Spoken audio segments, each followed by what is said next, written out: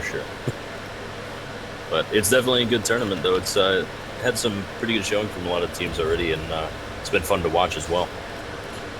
Yeah, I've certainly been enjoying it. Let's see how this tiebreaker match goes off here. Team Badwolf, Team Sinix, taking us to one of my favorite maps, Infernal Shrines. It's all about the wave clear here on Infernal Shrines. But we've also seen a lot of people prioritizing the strategy of just kind of ignoring the objectives and going in after the structure damage instead.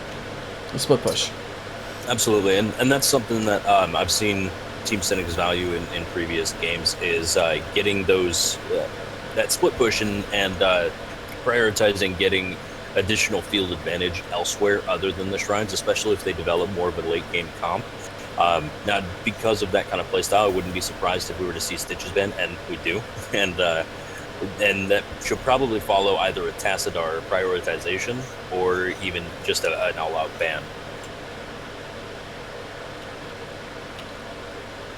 Yeah, Stitches has been something that people have been worrying about for quite a while now. It really, like, ever since a little bit before Pull Party, to be honest. I don't know if it had anything to do with it, but no, it's definitely been something that people have been trying to avoid. I think that he doesn't get quite as much value on this map, having to try and hit hooks through the through the skeletal minions here on shrines, but he's good for zoning. He's good for getting picks outside of the shrines, and he's got pretty good wave clear for a tank. So that Team Sinix just saying that they don't want to deal with it. Yeah, absolutely, and it is going to be followed up by a Tassadar pick, which I really like. Tassadar gets a lot of value around the shrines, not only with the clear but the vision that he provides, and being able to sustain on those shrine fights is just massive. With auto attack heroes, there's always a lot of targets around, and so I wouldn't be surprised if we were to see some sort of a prioritization on maybe a Vala or even an Illidan as well. Yeah, we'll have to see what hyper carry Team Badwolf wants to go with. I haven't had the opportunity to see Badwolf yet today. Bahamut's been casting them, but they do go with the Vala hyper carry, and they're going to go with the Stukov for the sustained healer. A pretty solid pick. Also, a pretty good pick for the lurking arm here on this map. There's a lot of chokeholds that teams want to try to filter to try to get into these shrines, and so Stukov can do a nice job of zoning for your team when you go to do that. Absolutely. Look for Team Badwolf to do a lot of bodying out of the shrines. It looks like they're going to prioritize getting those shrines as well.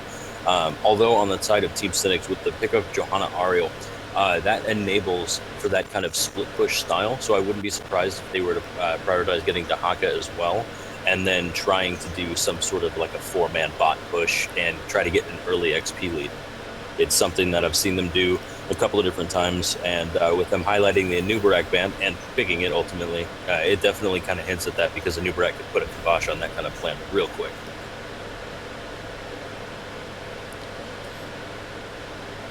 Yeah, we'll have to see what they want to do for an Ariel battery now. Gul'dan definitely is something that I could see Team Sinix trying to pick up here for not just the wave clear, but also just good solid hope generation for Ariel. They've already stolen away Vala, who's one of the best Ariel batteries, and let's see what they want to ban here. They've already gotten their double healer.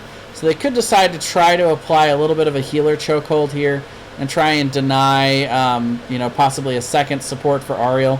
You don't often see the solo support Ariel, but it's not completely unfeasible. Well, with the survivability of Johanna and with Ariel having a good battery, it really makes their team comp so sustainable, regardless of the damage dealers they have in the back. So I wouldn't be surprised to see some sort of a Gul'dan pickup here, but we're gonna have a Cho ban come out, which I like, because, well, Johanna and Ariel together really does hint at that Cho'Gall comp, and it's scary to deal with on this particular one. Yeah, the Anubarak ban also kind of foreshadows that a little bit. Web Wrap is a really solid tool against that Cho'Gall. They're just going to go ahead and pick up Dahaka, so they grab their solo lane. Rhaegar also very good at clearing these shrines with his level 1 Lightning Bond talent. Still looking for that battery, though. Still don't know who's going to be feeding Ariel the hope in this one. Honestly, at this point, I almost guarantee it's going to be either a hyper carry Lunara or even a cooldown. They have the most amount of damage at the moment that can be sustainable battery for Ariel, while allowing for Johanna and Dahaka to be able to body targets out in the backline. And with squishy targets like Vala and Stukov, once Stukov's trait's down, I mean they're going to get so much value out of over pursuing. Yeah, that's basically their idea. I agree with you there. Is to dive, try to flank with the Dahaka. They got to get the Stukov down, though. I mean, that's the bottom line. The Stukov will allow them to over-sustain on these shrines. Team Sinix does have a double support comp, so they do also have some sustaining power themselves. But let's see what these last two picks are going to be here.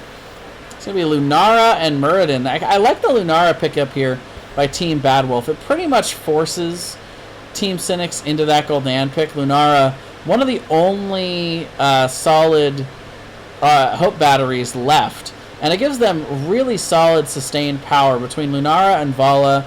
The sustained power is real, and it's too late to pick up any more blinds. They've got the blinds on Johanna to be able to interrupt a little bit of the damage from Vala and Lunara. But it is going to be Zul'jin is going to end up being their Hope generator. Interesting pick here by Team Sinix.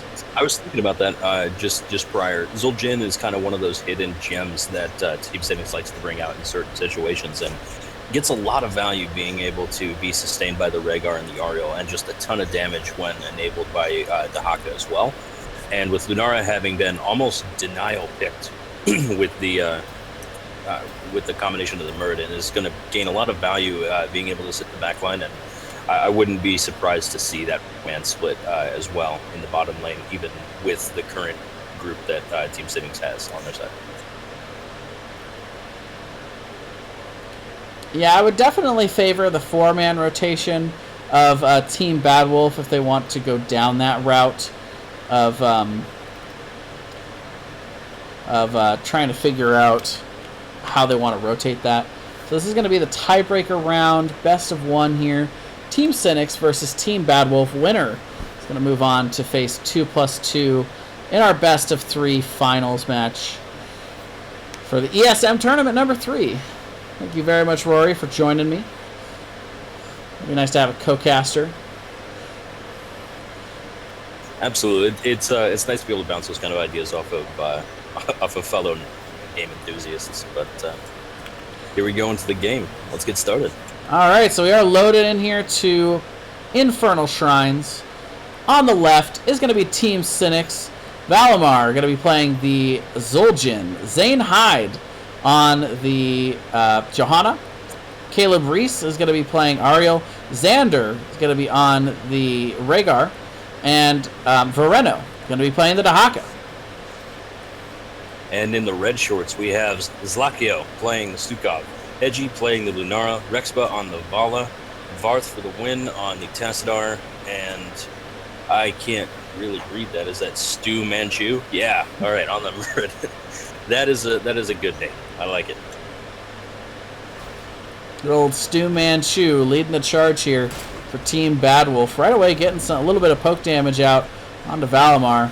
You see the full 5-man commitment from both of these teams to the mid, but just as I say that, neither team really committing too hard to the fight.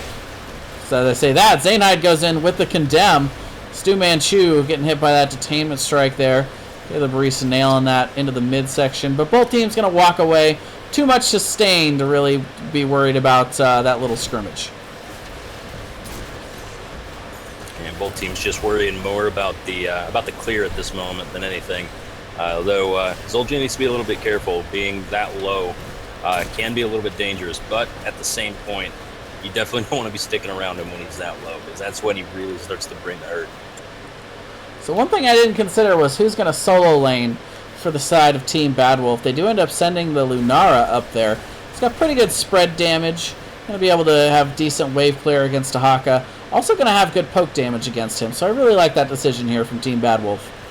Absolutely. I think ultimately Tassadar is a better solo laner, but because of that particular matchup, Lunara with the enhanced movement speed, it makes it so difficult for Dahaka's kit to really be effective. And so there's a lot of being able to just poke and bully out a lane that is ultimately going to allow for the top lane to be pushed by Hedgie. Although having that Dahaka available and ready, that Heji's going to have to rotate a lot more often and a lot sooner than Reno will. So look for Reno to use that time to be able to capitalize and potentially get some sort of a flank or a gank onto Team Badwolf there. Yeah, fully agreed here. I think that like you said, the Tassadar might be better in the solo lane overall, but also better with the 4-man rotation to keep Vala nice and healthy. You want to be able to really support your hyper carry with both supports if you can. So being able to have the flexibility to send Lunara up there is going to really serve Team Badwolf in this one. Meanwhile, Shrine has been started here in the mid. Both teams reaching level 4, but it looks like Team Sinix, it's a small lead, but here comes the rotation from Team Badwolf. They'll pretty much instantly catch up and surpass there with that multi-shot build coming in from Rexpa.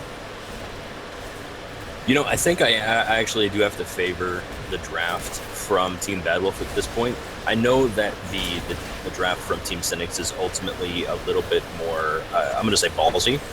It takes a lot more execution to be able to really get a lot of value out of this comp.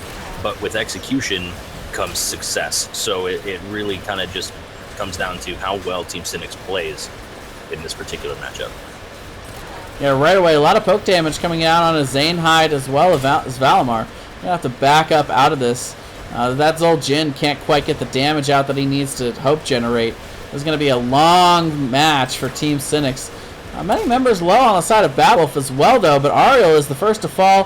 Valimar will also go down. Edgy coming way out there despite not having a whole lot of health, but they will get 2 picks there in the mid and pick up the Frozen Punisher while they're at it. We'll start sending members out to soak in the side lanes. Yeah, that definitely wasn't a fight that they expected to win. They expected it to stall to gain that value elsewhere. Unfortunately, having so many targets low on HP, it became kind of a almost a bait, really, that, hey, we've got some kill targets potentially, and with Stukop's trait down, we could probably get in and do some value here. But Tassadar coming in with that lifesteal, even having the enhanced lifesteal with Kalo's Embrace of 4, was enough to be able to keep both Lunara and Vala in the fight long enough to get those kills. Right away, taking the Punisher down here. Zainhide doing a nice job baiting it back. They're able to take it down pretty safely. On the side of Team Badwolf, going to have to back up here. They do get some value in mid, though. They get that front wall. They got a lot of damage off of the fort, as well as getting the well in mid, which later on could prove to be a big deal if they're able to keep their own well in that mid lane for the next mid lane Punisher that might come up in this one. Absolutely. And, you know, I really have to support the Zul'jin hypercarry pickup here, mostly because Muradin as a solo tank is really... It's really difficult to gain a lot of value with Muradin as a solo tank when you've got something like Zul'jin chunking in the front line, because if you don't have a good target in the back, you're just going to hit the front tank, and Muradin, until he has Avatar, doesn't survive that against Zul'jin. Solid dive here from Team Sinix.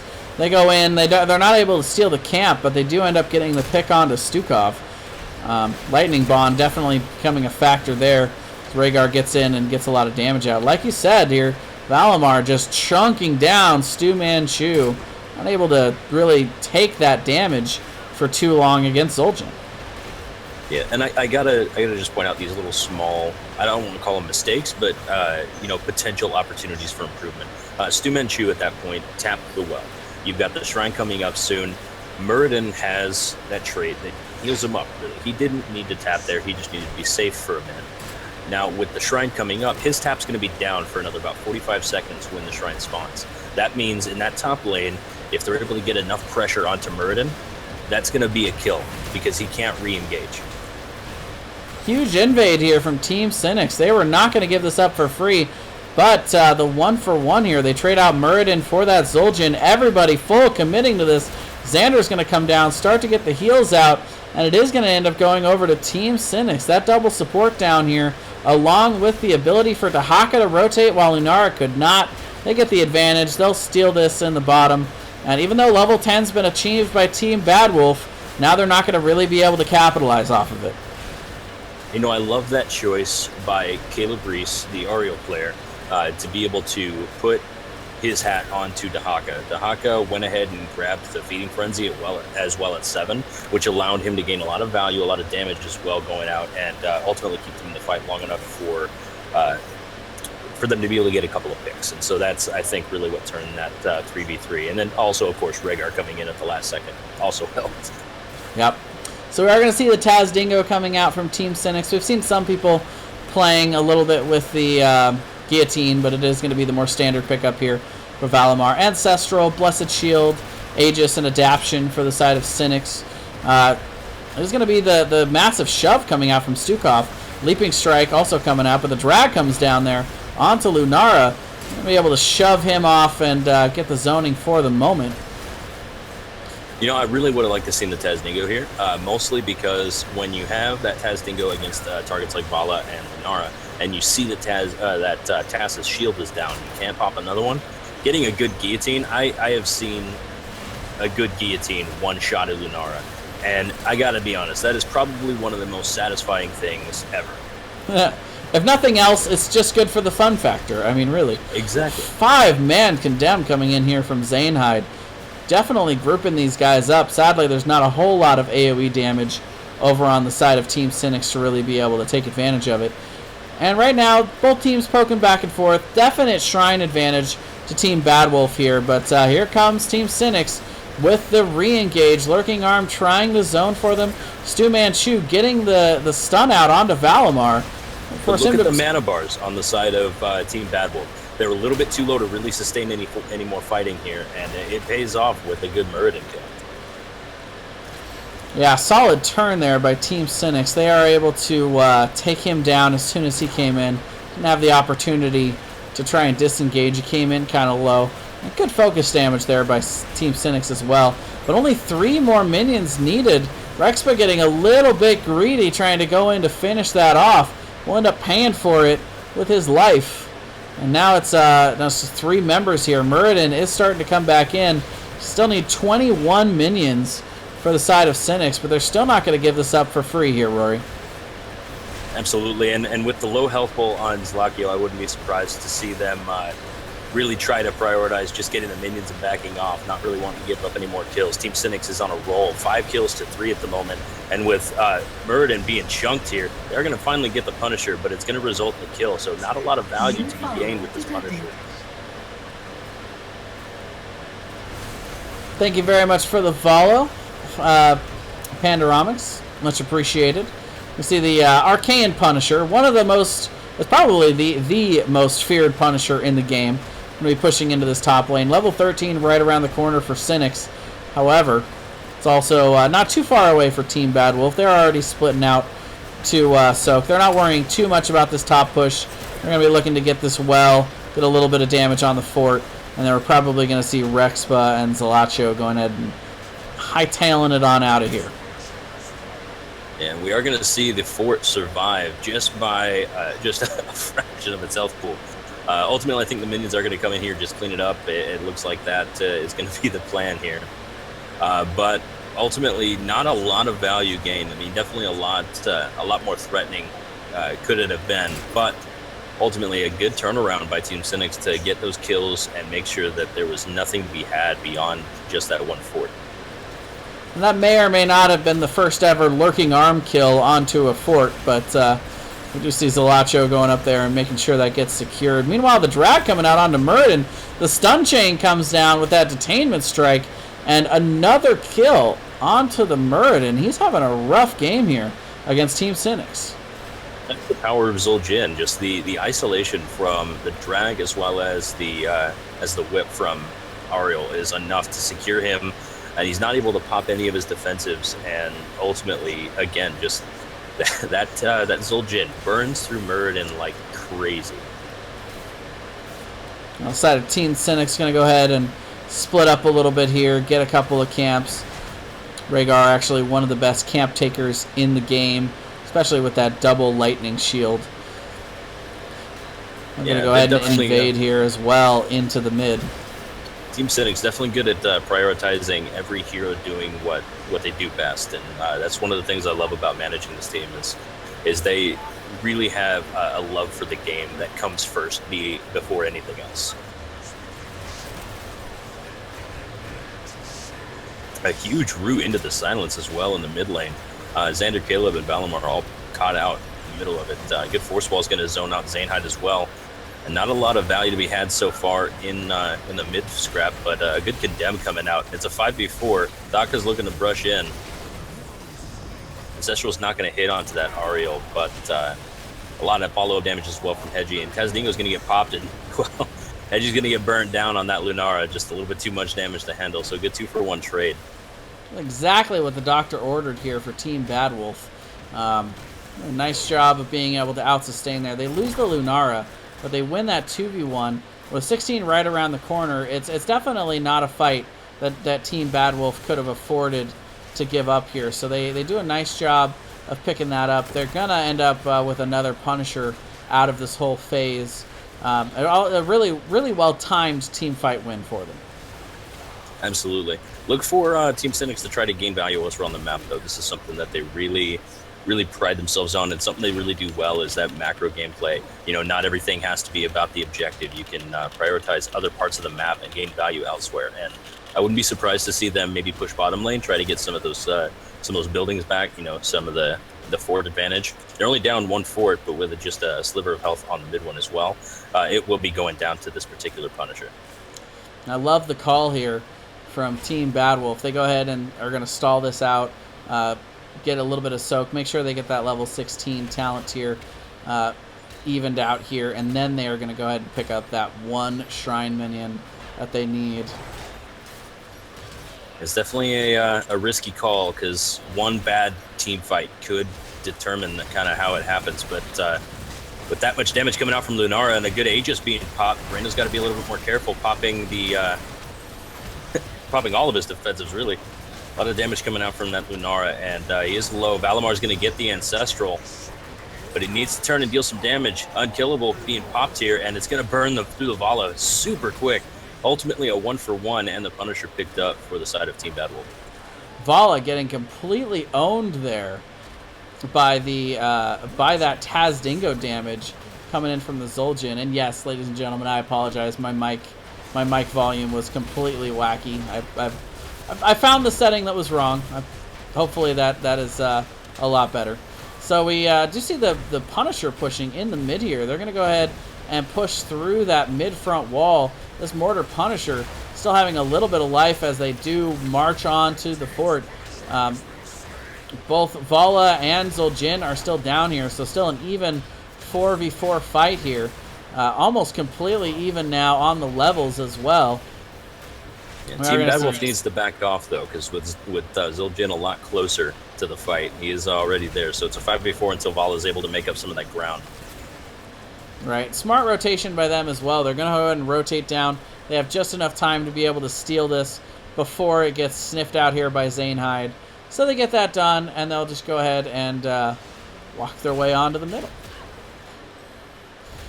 Or walk their way onto the bottom, I should say, to grab the bottom camp. So I really like the rotations here from Team Badwolf.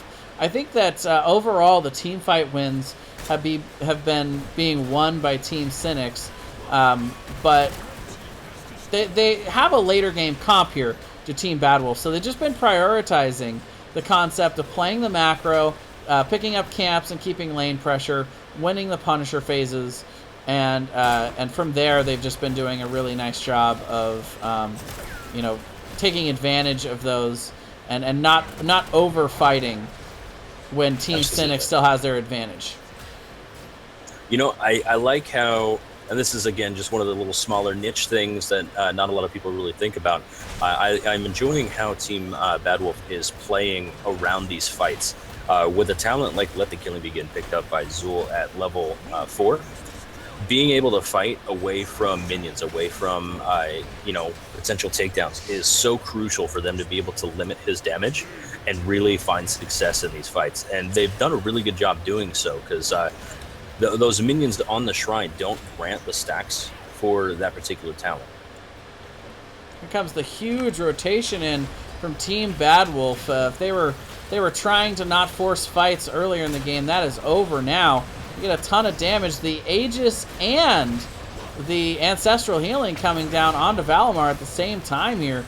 Varth for the win, in a ton of trouble in the back there. Is going to end up tapping the well, but does come back, gets the force wall out to isolate Rhaegar, and he is the first to fall here.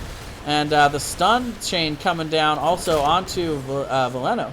Dahaka will fall, and that's going to be a 2-for-0 exchange by Team Badwolf, coming out the better on that rotation into the bottom lane there. Yeah, I think that just kind of came down to the fact that it was a 4-on-5, and with both defensive ults being popped from both Ariel and Rhaegar onto Zul'jin when he had Taz Dingo available, I think was a real misstep. And I think that just comes from experience of playing Zul'jin in your comps and comes from that proper communication. But having that 4v5 is definitely not a fight they really wanted to take. They did get some pressure on the bottom keep, but it really wasn't enough to warrant 2 deaths. They didn't have enough information on the map, to be honest, to really risk that kind of play, but it looks like they're going to go for it again. Yeah, definitely prioritizing the macro here. They are going to be able to get 20, and they realize that this Punisher is going to end up going over to Team Badwolf. And Team Badwolf realizing that too, so they're going to go ahead and stall the Shrine, not pick it up here, and they're going to march to the bottom lane. They should be able to get level 20 off of this minion wave, or darn close to it. There it is. And now they are on the chase here. Taz Dingo is going to be popped here, but Lunara will go down there, almost rotating out of sight, but ends up getting popped still by that Taz Dingo, so the trades are real. But that was best case scenario for them, to be honest, because they stalled the Shrine, got a kill, and they have 20 advantage. And at this point, Team Badwolf's nowhere to be found near the Shrine. They have only 32 out of 40, which means that ultimately between the clear of Veleno and Zainhide, they could clear this out and ultimately get an Arcane Punisher, which would be great for them. This is exactly what they want, a full 4v4. Unfortunately, Team Sinix does not have their hyper carry. So not enough damage to really secure kills unless a really massive misplay by Team Badwolf. Yeah, I would say that this Shrine is still firmly in the hands of Team Badwolf. I think you're right that was definitely not the worst thing that could have happened for Team Sinix, trading somebody out there, because they are going to have the Zul'jin in time to defend this keep in the top lane. And in fact, Team Badwolf realizes that too, so very, very solid decision to, again, stall it out at 39. They're going to wait for Vala to come back, rotate, maybe look for a kill, definitely look to put a little bit of camp pressure out. They don't want to take this Punisher while they have other things pushing on the map. They want to wait to get their advantage until they've made sure the Team Sinix doesn't have any advantage over them. Absolutely. Now, I do want to just highlight one thing that Team Badwolf is doing really, really well. So Stukov went long pitch, which means that the range of weighted postules will increase by 100%. It's a very, very useful tool for being able to scout bushes, especially on a map like this where there's so many bushes close by. You're able to get a lot of vision and a lot of information about what the enemy team is doing. That combined with the vision that Task provides is just, it's incredible the amount of information they're able to grab just off of rotations. And to be able to make calls on the fly just based upon that information, they're really executing the comp the way it should be played. Right away, we see a pretty brilliant maneuver again by Team Badwolf. I really like how they're playing the macro here in the late game. 20 minutes in here. The Punisher is pushing through the top. So they send 5 to the mid to pressure the mid keep. They're going to force Team Sinix to either lose that Punisher, lose that keep in the top to the Punisher, or lose the keep in the mid. But here they might end up getting both. Still 24% on the Punisher. And the focus is real onto Zul'jin, having to pop everything to keep him alive here. Taz Dingo is down, Crystal Aegis is down, Ancestral is down. They end up losing the Dahaka without those defensive tools left. And Team Badwolf is pushing in here for the core. They have 5 members up, but they don't have any minion pressure left. The Punisher is down, so they are going to wisely back up here. They still have Zul'jin on the other side, still have plenty of counter siege damage. Not willing to risk throwing the game here. Absolutely, especially because that bottom lane for Team Sinix is their win condition. That's the opportunity they have to be able to win, because they already have the lane opened up, they have the wall down, and they've got that fort or the keep exposed. So if one bad team fight happens, Team Sinix turns this around and will win. They know that because of the power of Zul'jin being that solo support or solo carry. So it really is a solid threat to them. They're doing a really good job making sure that they are not going to allow for that kind of play to be made this late in the game. So right away we just see the side of Team Badwolf rotating around as 5, painting this map red as possible. It looks like they're going to posture up for that bottom keep as well, try to get some catapults in that lane as well. Pretty much all the ults are back up here. Ancestral still a couple seconds away, but it does look like Dahaka, prioritizing the top lane for the moment, can come in with a flank at any time. They get the front wall here, and it looks like that's all that Team Badwolf was really looking for. Vereno is going to come in on the flank, but the massive shove coming in from Zalacho is going to kind of negate that flanking maneuver.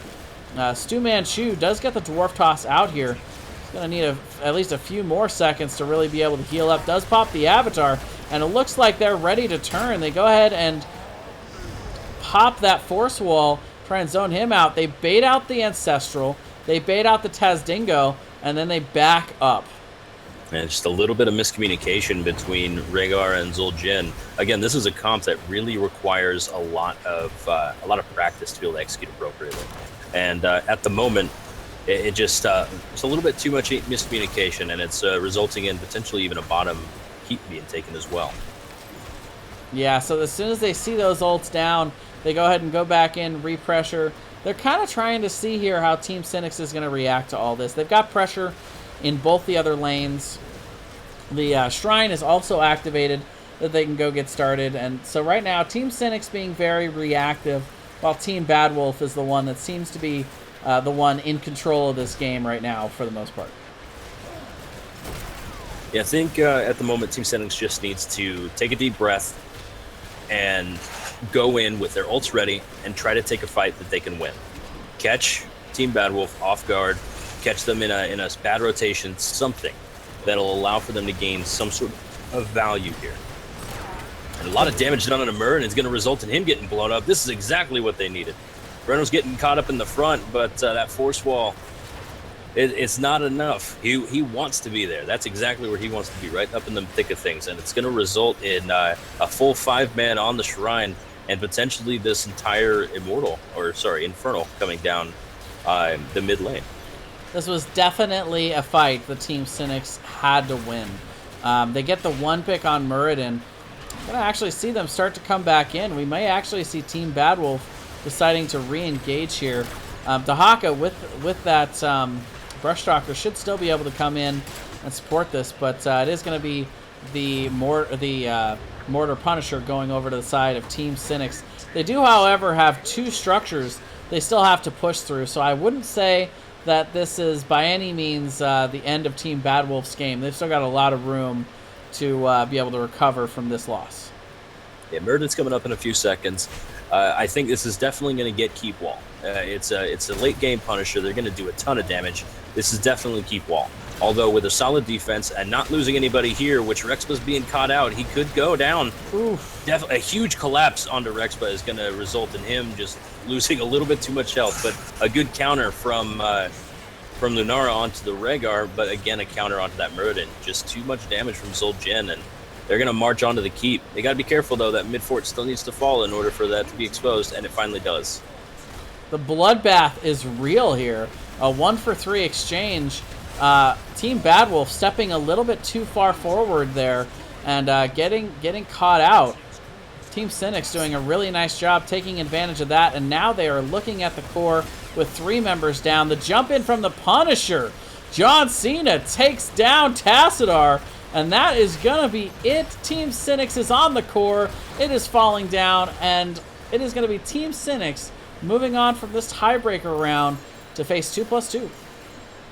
Definitely a really, really